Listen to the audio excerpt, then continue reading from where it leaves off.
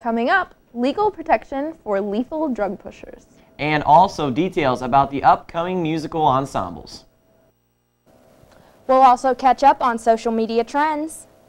And check out the latest news in Heidelberg sports. Don't touch that remote. WHEI News Center 10 live at 5 starts now.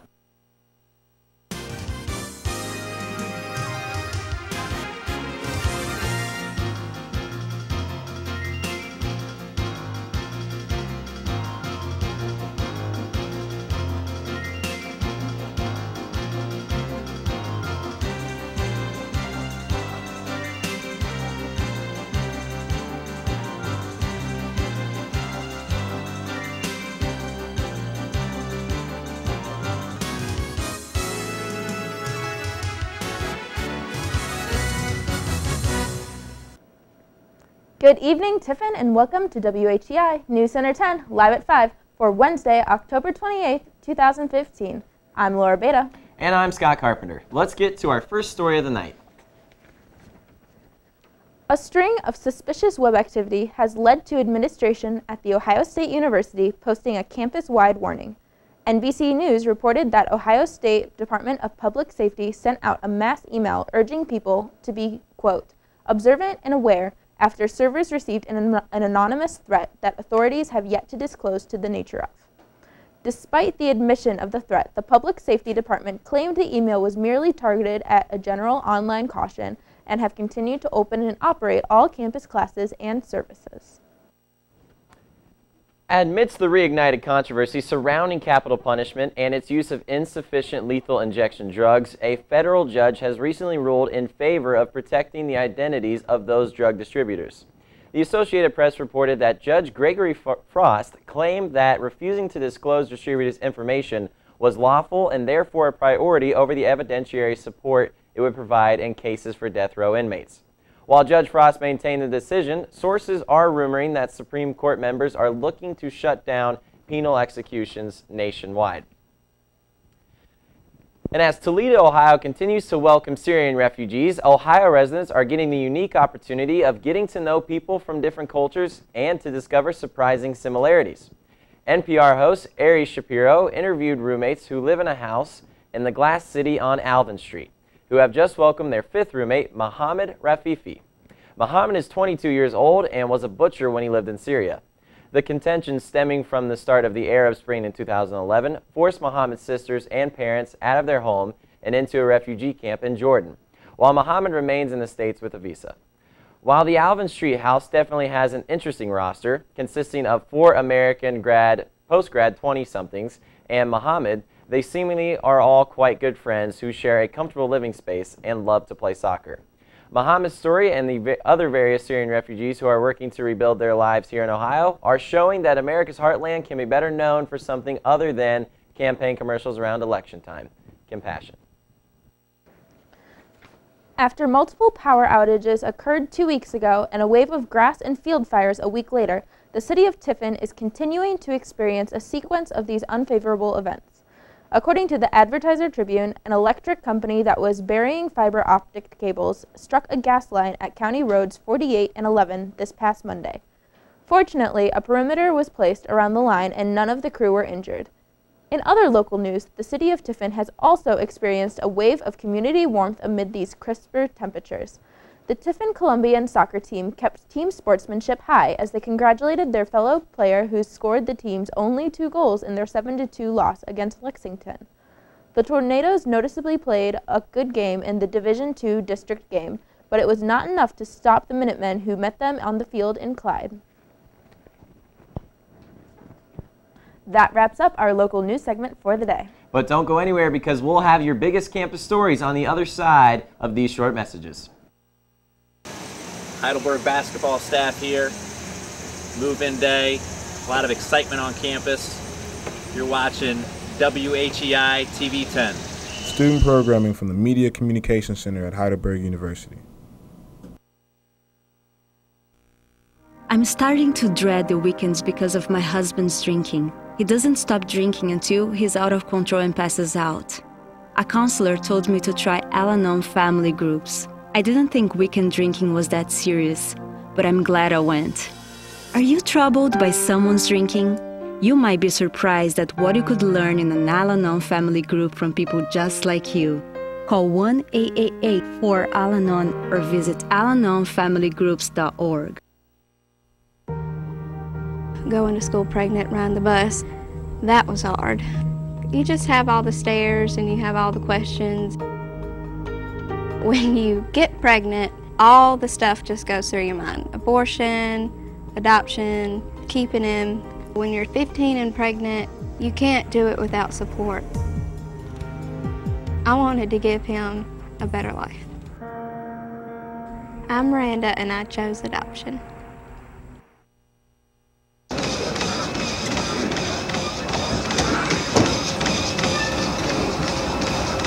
Hey, we're gonna help this guy.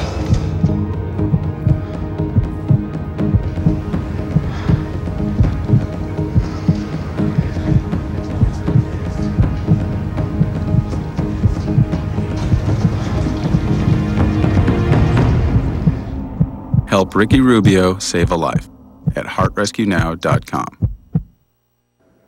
Welcome back to News Center 10, live at 5. Let's get started on our Heidelberg campus news segment. Are you ready for some evening entertainment at the end of your busy week? Come to the fall program by the Singing Collegians under the direction of Dr. Daniel Clark. The fun begins at 7 p.m. in Goodlock Theater this Friday night. The Collegians program, titled Dances in the Night, will feature show choir arrangements, a cappella tunes, and solo pieces. Curtis King is an accompanist on the piano, as Brian Rodabaugh has supplied the choreography. Come hear familiar tunes such as Shadows of the Night, Oh What a Night, Heartbreaker, and Into the Night. The program is free and open to the public. Donations will be at the door and gratefully accepted. The Heidelberg Jazz Ensemble, under the direction of director John Owen, will present their fall program on Friday, November 6th at 7 p.m. in Old Concert Hall. For this very special program, Dr. Owen has invited jazz vocalist Kathy Cousins to share the stage with the ensemble.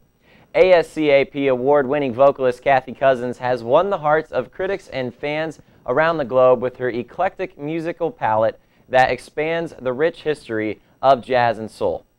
Born and bred during the Motown era of Detroit, she began singing and arranging background vocals for producer Don Was in the early 80s, which led to her becoming one of the most sought-after session singers.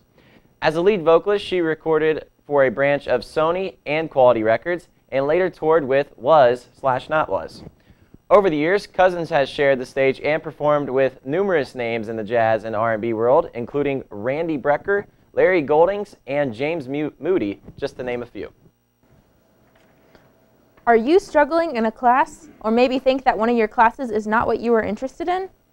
Well, good news! This Friday, October 30th, is the last possible day to drop a class without receiving a failing grade. You can drop a class by going to your Oasis account. If you drop a class now, it will not count against your GPA. Make sure that you make the right decision before dropping a class, though. You don't want to drop a class and find out that you needed that class. That is solid advice. Oh, yeah. So are you going to come to the Collegians I'm event? strongly considering it because I've heard it's very, very entertaining. Yeah, I'll be there. I'll be singing. I'll be dancing. Well, then I gotta go, right? Yeah. Yeah, absolutely. I'll be there Everyone then. should go. Well, that's all we have for Berg's Campus News today. We'll get into all the latest news and stories from the social media world next. News Center 10, live at 5. We'll be right back. I'm Coach Hartzell. You're watching WHEI TV 10. Student programming from the Media Communication Center at Heidelberg University. A healthy diet and plenty of exercise are keys to success, both on and off the ice. Teaching kids how to eat right will give them the fuel they need to be at their very best. Growing bodies need lots of fruits and vegetables, whole grains, lean protein, and low-fat dairy to be healthy and strong. A registered dietitian can work with your family to help you create nutritious meals you will love. And don't forget to exercise for at least 60 minutes every day. Visit kidseatright.org for more information. Getting out of the military, I was missing this camaraderie. It's frustrating when you try and talk to people that don't understand. I still had the anger, I still had the addictions, but we didn't talk about that. Came to a point where it's like, okay, I really need to talk to somebody about this. Family more or less encouraged me, go go to the VA. It's okay to go get help. It's okay to talk to people because it takes true strength to ask for help. Hear veterans' real stories of strength and recovery at maketheconnection.net. Hi everyone, I'm Emily. I'm super excited to introduce my dad because he's my hero. When I was little, he was doing this really important work, driving ambulances in Iraq. Now he's home, and he's still a hero because he tells the ambulances where to go when there's an emergency. I'm so proud of him. He's awesome. He's my dad. If a service-connected disability hinders your civilian career, Volk Rehab offers a variety of services to help prepare you for your next mission. Hello and welcome to our Social Spotlight segment. Let's check out what's trending today in the world of social media. If you thought ordering a pumpkin spice latte was a good way to get into the Halloween spirit, we laugh at how 2014 you are. Starbucks just announced they'll be selling a special Halloween Frappuccino this week. It's called the Frappula. Get it? Like Dracula meets Frappuccino. The new drink is a white chocolate mocha Frappuccino with raspberry sauce around the rim to look like blood. It's also got an extra layer of mocha sauce at the bottom and whipped cream at the top. It's on sale this week and is only available through Halloween on Saturday. Today's Wednesday, which means it's time for a social segment with Scotty C. Hello ladies and gentlemen, and welcome to another Campus Social Spotlight. I am Scotty C, and this week we are going to go around Heidelberg's campus and ask the students and the staff what their favorite social media site is and why. I'm Scott Carpenter, and you're in Campus Social Time with Scotty C.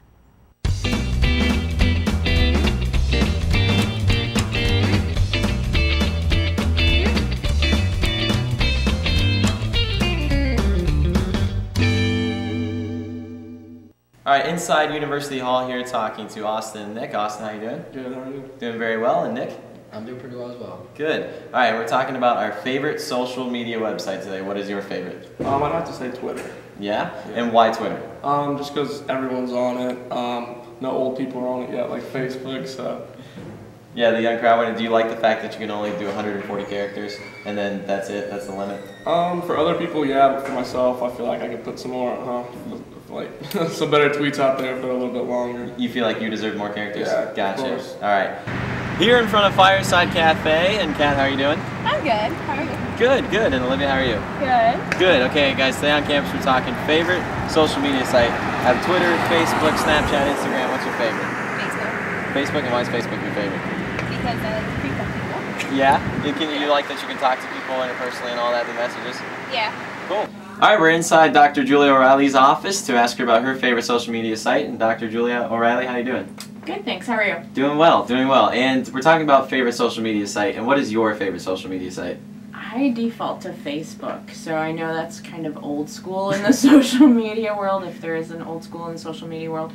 But I find that the most useful because, for one, a lot of people in my generation are now on it. I know a lot of people in your generation have sort of moved on to Twitter and elsewhere. But a lot of people in my generation are on it, so my friends are on it daily, so I can keep up with friends from high school and college and jobs I've had previously, so all the different phases in my life.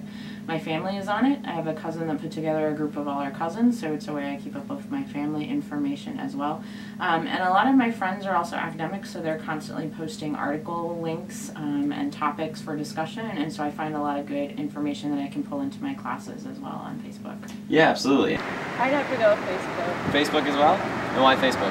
I have family in other states, so I can keep up with them. So just a good sense of communication overall with Facebook? Yeah. And then Nick, what is your favorite? I'd probably have to go with Instagram. Instagram? Okay, and why is that your favorite? I just like sharing pictures and seeing what everybody else is doing through pictures. All right, and are you stingy with your likes when you scroll through Instagram, or do you give out a bunch of likes? I'm pretty stingy with my likes through Instagram. Yeah, I agree with you. All right, we're in Founders Hall talking to Hannah Gregory. Hannah, how are you doing? Good, how are you? I'm doing really well, and today we're going around campus asking people about their favorite social media site, and what is yours? Instagram. Instagram, and so why Instagram? It's just a quick little news feed that I can scroll through and see pictures, what people are doing. It doesn't have to be at Heidelberg. I can see pictures from friends that are home, or I can follow celebrities and see what they're doing. So it's just a good way to see what they're doing and what they're seeing in their world. Yeah, absolutely. And then are you stingy with your likes, or do you like a lot of pictures? No, I like a lot of pictures. Like a lot of pictures. All right, so that wraps up another campus social spotlight. You heard from the students and the staff what their favorite social media site is. Mine personally is an app not that well known called The Chive.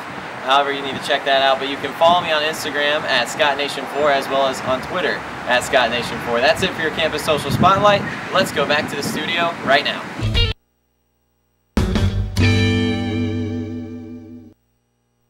That's all we have for our social spotlight segment tonight. Let's send it back to the news desk with Laura and Scott. Well, Laura, I think we did another good segment there. And do you know about The Chive? I do. Yes, it's my absolute favorite, and I hope more people become aware of it because that's an app that needs a lot of popularity. Yeah, I'm kind of a social media connoisseur. Yeah, you are. All of them. Quite a bit. Quite a bit. Yes. It's time to throw it over to Ben to take a look at today's top sports stories.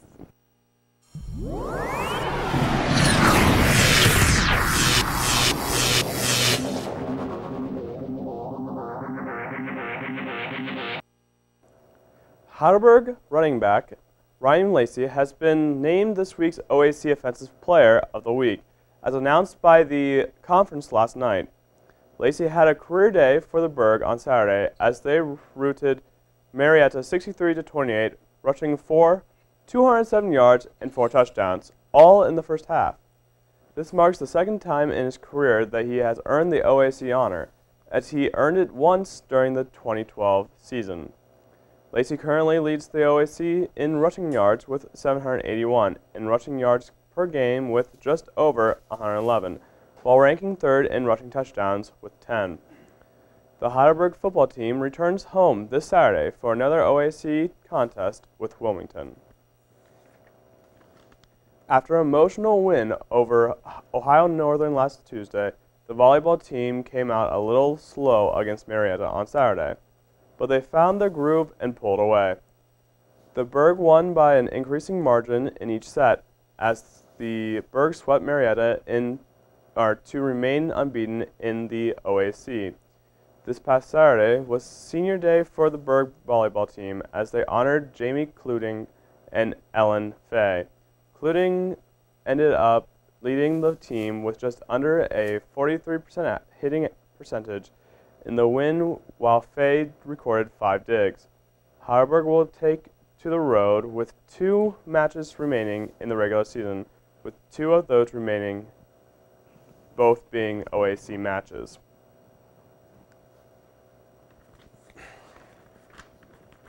That's all we have for your Heidelberg Sports Report tonight. Now let's send it back to the desk with Laura and Scott. Thank you, Ben. And you know, Brian Lacey's been performing really well. I actually announced the games on Saturday from time to time. Good for him getting that OAC honor. Yeah. The football team played well this weekend, and the volleyball team has been kicking some butt. Yeah, it's been absolutely. Great. Yeah, that's great to see. They're constantly, and our stories are doing so well. It's right. Yeah. It was a big emotional impact when we saw it all over Instagram after they beat Ohio Northern. Good So for them. Good for yeah. them. When we return, Ed Sheeran treats a close friend generously. My name is Zane Eshball. I'm Toby Minster.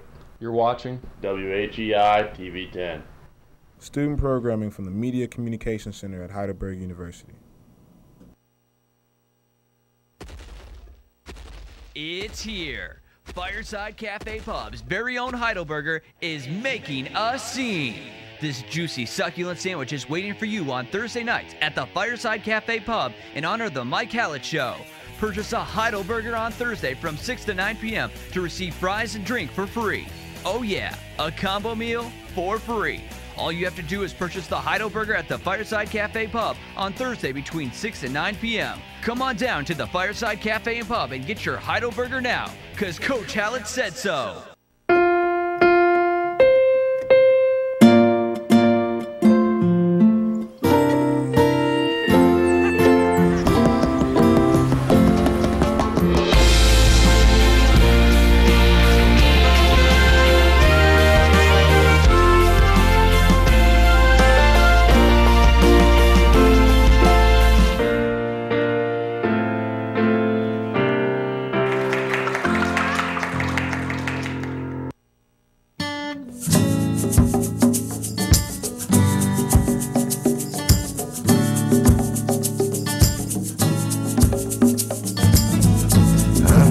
lying here, don't you see me?